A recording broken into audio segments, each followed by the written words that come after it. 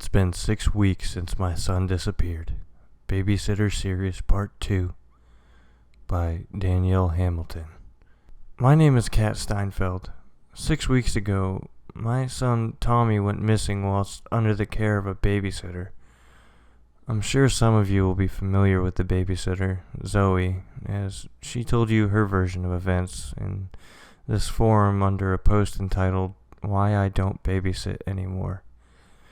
If you haven't read that yet, you should probably do so first, just so things make a bit more sense. I understand that many of you are searching for more information surrounding the events that took place that night, and frankly, so am I.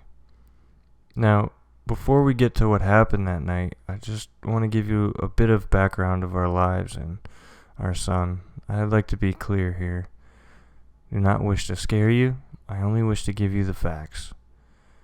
Tommy was born nearly 4 years ago now, and the moment he was born, we knew he was unique. And I don't mean that, oh, my child is so special kind of way. You see, although Tommy is an only child, that wasn't the way things were meant to be. Tommy actually had an older brother, Michael, who would nearly be 10 now. I don't want to go into many details about that because this story is about Tommy, but Michael tragically died in an accident a couple of years before Tommy was born. We never told Tommy about his brother, as we decided to tell him when he was a bit older and could understand the concept more. Despite this, as soon as he could speak, he began asking us about his brother and telling us things that his brother had said to him. Obviously, this greatly unsettled us, but we thought maybe he'd heard us talking about his brother once or twice. And you know how a child's imagination can run. We would often find him talking to himself and giggling, but when we would ask who he was talking to, he would proudly say, "I'm talking to Michael, Mommy. Can't you see him?" One thing you should know about our son is he is incredibly intelligent and advanced for his age. I don't just mean he was crawling a couple of months before the average baby or something like that. I mean, he's smart, really smart. His doctor once joked that his language skills were so remarkable that he could articulate better than some of the adults he worked with. As with most children, Tommy was one heck of an imagination, and because of that, he always had a new story to tell. We first became concerned about him when his stories all seemed to have quite dark elements to them. He would recall his friends telling him stories of animals being killed and children being hurt. When the stories continued like this, we consulted his doctor, who told us that many children go through similar phases to this, and we shouldn't worry. Taking comfort in what the doctor had said, I began to relax and not get as creeped out by the things he would say. He's just expressing his imagination, I would tell myself. I should be proud. I have such a creative, healthy child, thinking positively like this worked for a while, until weird things started to happen. They seemed just like coincidences at first. Tommy would tell us a story, and then a little while later he would realize it actually happened. It started off very small, something like, "My friend Pete said that you were looking for a book with 3 birds on the cover. He said it's on the top shelf in the shed." Then, what do you know, the book was on the shelf, somewhere that Tommy would never have been able to see himself. But things started to escalate. He would recount stories of gruesome murders in such detail as if it had been right there when it happened.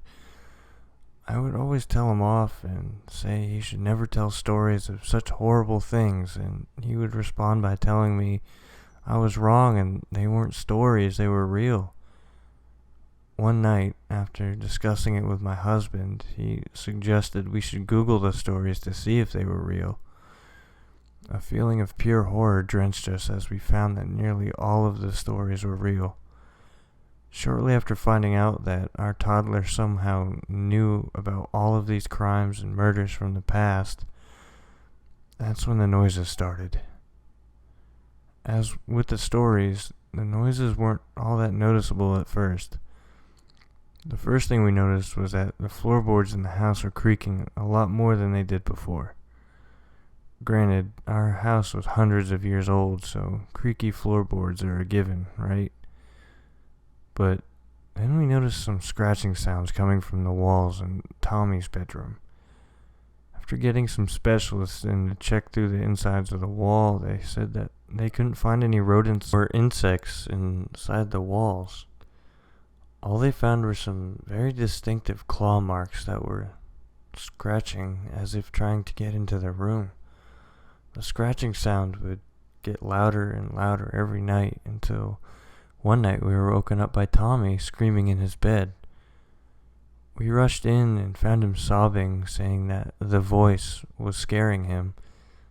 Thoroughly creeped out, we let him sleep in our bed for a few nights and then started using an old baby monitor again when he was finally back in his room.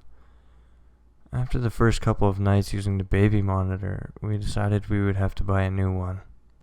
Between the scratching and a weird static noise, it was hard to actually hear what was going on in the room. We bought a brand new high-definition baby monitor, and after the first night using it, life was never the same for us again. As we settled in bed for the night, I listened closely to the baby monitor. My blood turned cold as I realized that the weird static noise I'd been hearing on the old monitor wasn't static at all. It was whispering. "The baby's all alone," it sang. "The baby's all alone. Well, except for me, that is."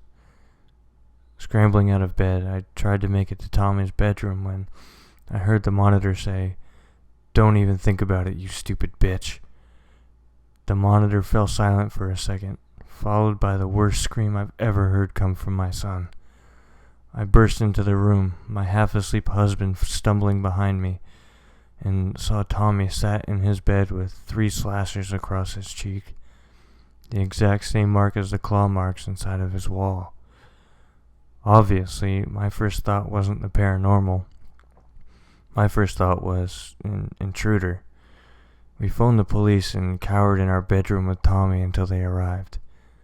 After a thorough search of the house, the police found no intruder and no sign of forced entry.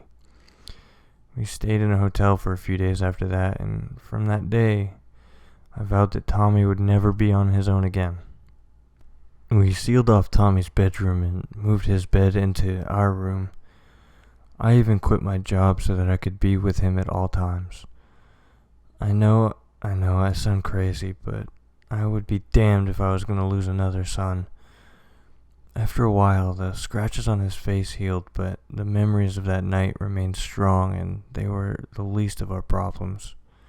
The scratching on the wall now moved into our bedroom, and Tommy was spending even more time talking to people who weren't there.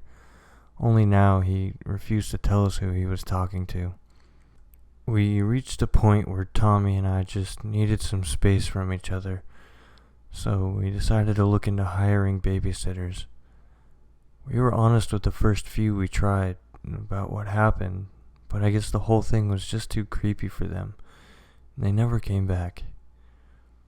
We were having such horrible trouble finding a new babysitter that we stopped telling them about the nights and everything altogether. That's when we hired babysitter number 7, Zoe. She was such a sweet girl, and she got on so well with Tommy. I was terrified of scaring her off, so I didn't tell her about the things that had happened. I only told her he was troubled.